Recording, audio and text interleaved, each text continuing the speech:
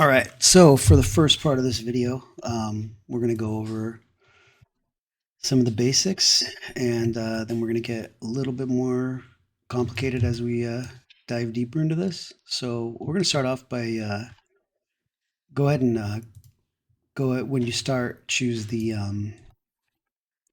meet matte under open sample, or just click start painting, and should be right there. If you can't find it, make sure you're in this folder, program files, Adobe, and we're going to go into Illustrator. We're going to create a new document.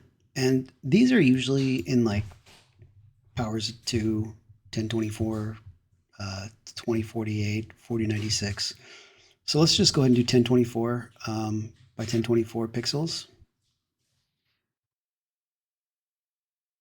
And we're going to create I'll do it off to the side here. Using Shift, create a circle, make a duplicate of it. I'm using Alt and then the arrow key just to make some copies.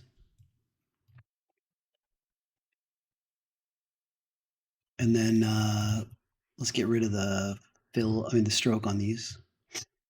And then we'll make this one red and the center one red. So we'll put a little target on this guy. All right, let's stick this here in the center. Should tell us when it's centered. And then we'll export this.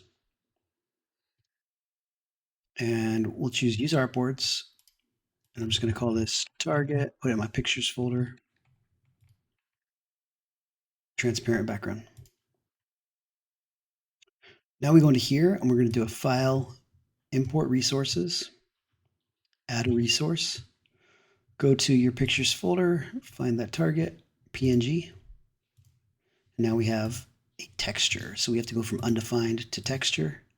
And this is going to be a color texture, which you can just drag right on here or here. Base color. And hold down Shift while you resize it. You get that right about there. Now we could get really precise and shave off the edges, but I think for the purposes of this, we'll just keep it simple and just try to get it as close to that center as you can. And let's say we want to make this metallic as well. So we could also come over here to metal, turn it on, and give it a white value to make it metallic. And let's go ahead and turn our roughness down. Up with something like this. All right, now let's see what this looks like when we render it. We're going to click on this camera button. It might take a little bit of time, but you can see this is what it would look like if it was like in a movie or video game.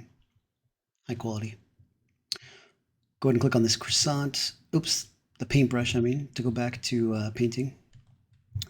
And let's go ahead and slap another material underneath this. So I'll go ahead and choose my filters right here. Let's choose a smart material.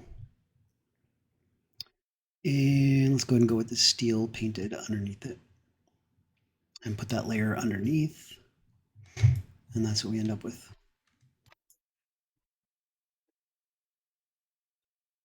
And you could adjust the parameters. Like if you don't want it quite as shiny or quite as metallic, you can play with that to try to get it to match a little bit.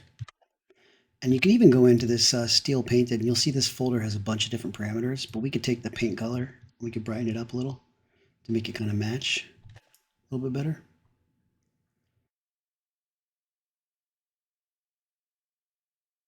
And let's go ahead and stick some drips of oil kind of coming down right here.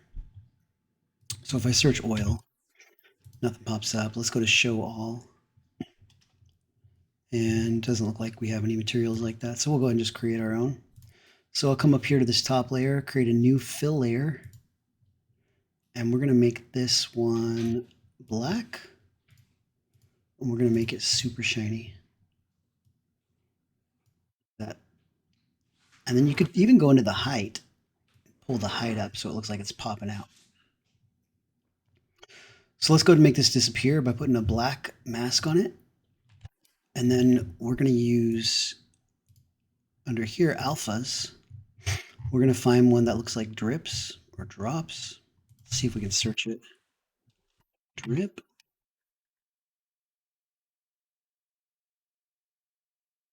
And we'll just use that on the mask. Oops. And we crash. Nice.